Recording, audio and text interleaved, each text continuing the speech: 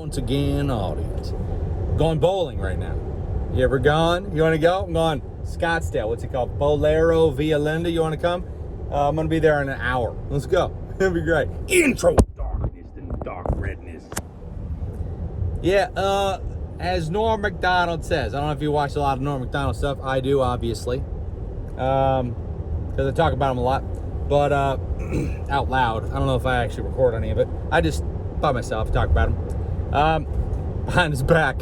And he's dead. So it's never behind his back if he's facing up, I guess. At least it's in front of his face. No, he's great. But he said something about, there's this amazing little heckler thing where he's talking about teachers being the real heroes. And he's like, I always thought the real heroes were the real heroes. And then it really upset this lady in the audience. And it was like, I'm sorry. No, what grade do you teach? She's like, high school.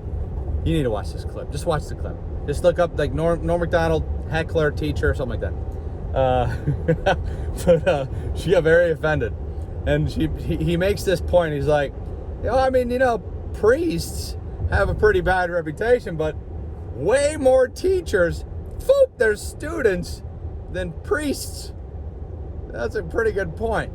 So then it's like we have this negative view of Catholic priests. I've never gone. I've gone to mass a couple times, but obviously everyone has bad experiences in their own life because people are they fall short of the ideal, and the ideal is Jesus. I don't know, Kanye West, whoever you worship, but Jesus is a pretty good one. But if you look at the individuals, which is where our power comes from, being individuals, and that's the power to do good and evil. And ideally you're going to strive for the good and away from the evil. But if you look at the actions of a few that are not good role models, I'd like to be a good role model. I think I guess I got to start doing something good at some point in my life for that to start happening. But until then, which maybe that's far off, just go with Jesus or Kanye. No, I'm just kidding. I don't really follow Kanye too much, but I like him. I like how he talks. Anybody that's a good name too. I like a guy with a Y in his name. That's the thing.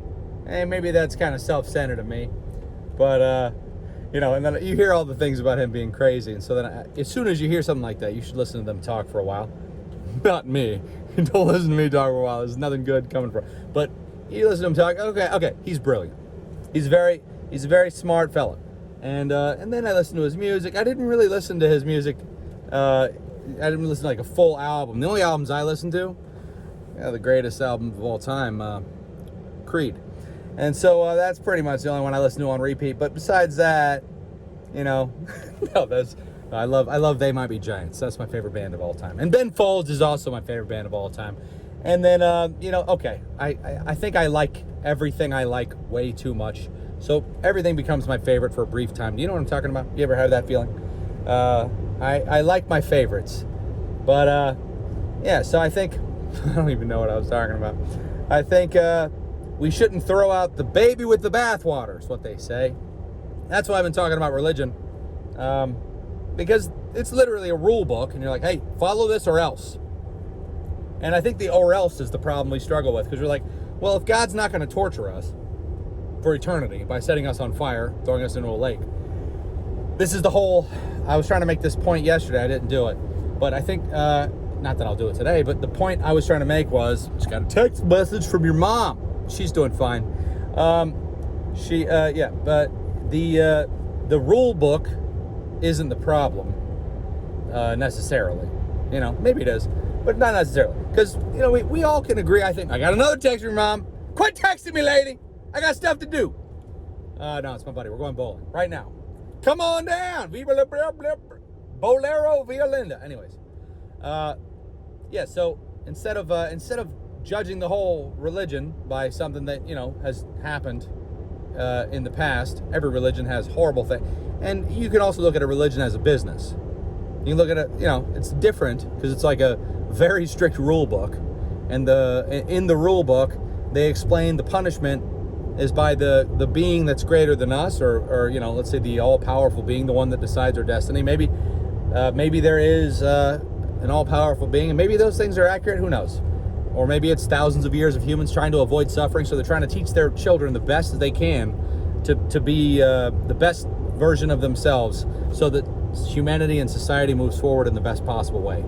And that's not easy to do. It's definitely not easy to convince someone that the punishment for lying, or the punishment for hurting someone else, sinning against other people, or against yourself even, is great when you can't really see what the punishment is right away. Let's say in a moment as a kid, let's say you cheat on a test or something. It's fine, go for it. But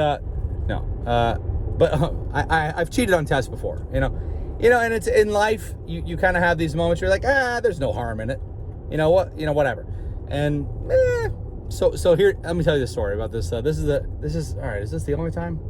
I think so. All right, all right. So I cheated one time on a test. Not talking about girlfriends. Cheated on a test, and that's terrible, absolutely terrible. And sometimes people define it in a very strange way. I'd love to do a long podcast with every one of my ex-girlfriends. Just be like, hey, can we go on about this? In the future. I'm just saying that out loud. I don't actually mean it. No, but actually it would be fun. All right, so trial by fire. So there was this test. It was a physics test, and it was a great class. I had a lot of fun because I was like a loud class clown, sort of a problem kid in the class, I guess. I don't know. I was just trying to make jokes about everything, as I like to do, because I like making people laugh. And so I was like, I'm going to study really hard for this test because I don't want to fail. And you shouldn't want to fail, really. And you should also, it's difficult because some of your teachers are going to suck. And some of them are going to be very, very strict. There are people, I had a teacher once that was blind, that taught Calculus 2. It was a very difficult way to learn that class. Anyways, but my hardest class ever was physics. And the teacher sounded like Kermit the Frog. So nowadays you would recognize the voice, I guess, Kermit or Jordan Peterson. But he's like, the angle of the dangle is when you calculate the... Anyway, talk like that. But so this one test, I studied really hard on it, and I thought I did great. I was so happy walking out of that test. And then I got my grade back a week later, and I had gotten like a D. And I was so surprised. And, this happens sometimes. You're like, well, you got to try harder. But then I looked over the test with one of my buddies who got an A, and I was like, we have basically the same answers. It was very strange. So then I decided, don't you do this. But I copied off of my friend's paper. His name is Ibrahim, the smartest kid in our class. He's definitely a valedictorian. And he would go to science fair, national science fair, and win. And he would go to the international science fair and get, I think he got like second or third place. He was dominating. He invented something to make hypodermic needles last 3 times longer. It was very impressive. He's a very smart kid. And so, and he, at the time, I knew this. So I was like, all right, copying off your test. Let's see what happens. I copied everything off. He didn't agree to it, but I told him about it after. Anyway, so he was sitting next to me. So everything he wrote, I wrote down the same thing. And I had studied also. I don't know how I would have done if I would have written it, without looking at his paper. But I copied it all exactly. It was all exactly the same. And then after we turned in our tests, we got our grades back. He got 105 or 110, and I got a 60, like a 67, something like that. Not even 69. So and then so after we got our grades back, I was like, yeah, I have a question. Can I just let me show you something real quick. Take a look at these 2 test papers. And the teacher looks at both of our test papers side by side, and he's like, yeah, well, you failed, and well, Ibrahim is the best student in the class. I don't understand, why are you showing me this? I'm like, hey, well, see if you can notice the differences between our tests. And Ibrahim wrote really sloppy. He was a very sloppy writer, but brilliant. Like most doctors. I'm sure he's a doctor at this point. But so there's no differences between either of the tests. And so then he found out that I cheated. And then so I go up to the office, and I show the principal. I'm like, you know, I just did this to prove a point. I'm being graded unfairly. And so the principal was like, don't do that again. And he increased my grade.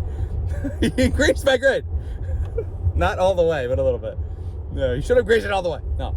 But I think I did. I would have gotten an 80. I mean, if it was an honestly graded. Anyways, it was a very difficult class. My point is, always cheat off of Muslims. Oh man, no, it was awesome. No, I love that kid. He was the smartest kid in the school, smartest person I've ever met, and he developed a sense of humor. You know, I'm sure it wasn't because of me, but I was always kind of a smart aleck. And over the years of our high school, he started to do the same thing. I don't know if that's a good thing or a bad thing. I liked it. And so he was so confident in everything that he was doing that he didn't worry. He would still make jokes about it. And he did it in just this beautiful way. It was very impressive. Anyways, that's something else. If you can manage to be funny in your tests and your essays, I don't know. I think it's worth it. If you can do that without failing, I think it's definitely worth it. For me, it was more important for me to be funny because I wanted to make the teacher laugh or whatever than it was for me to, you know, score a perfect grade.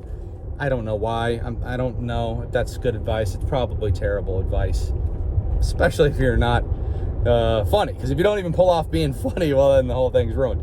But sometimes my teachers would have a good sense of humor. Sometimes they would not. But when they did, like the Florida rights, I did a Florida rights thing. We had to write this essay on this topic that they gave everybody. And I wrote this thing. I thought it was so funny, and I did really well. I haven't been able to recover this essay. I would love to. I contacted them. I contacted the place where they stored them all. I think it was in Washington State. Anyway, this was before things were digital. Back when we had to write in pencil. Oh, what a travesty. Anyways, I just think, you know, keep a good sense of humor about things happening in your life, and yeah, try to do better. And what else were we talking about? We're talking about religion a little bit, tiny bit. Yeah, don't throw the baby out with the bathwater. Don't throw the rule book out just because some people clearly haven't read it and pretend to.